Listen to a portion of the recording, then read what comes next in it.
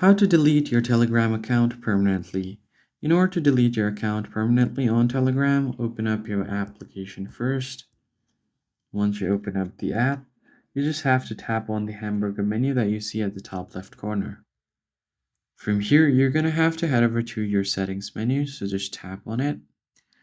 And once you land on the settings page, you're going to have to find your privacy and security option. And then here you don't directly have an option to delete your account right away, but what you can do is delete your account if you're away for, let's say here is an option to choose your timestamp.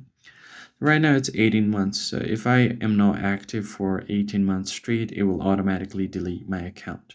So if you want to make this shorter, choose the first option. The shortest one is 1 month. And what you're going to do next is, if you do not come online at least once within this period, your account will be deleted along with all of the messages and contacts. So what you can try to do is delete your Telegram or uninstall it so that you don't use it accidentally and the deletion time will further be pushed back. And if you want to delete your account instantly, open up any web browser and search for delete Telegram account. Click on the first link that you see, my.telegram.org/auth, and you're going to have to enter your phone number here.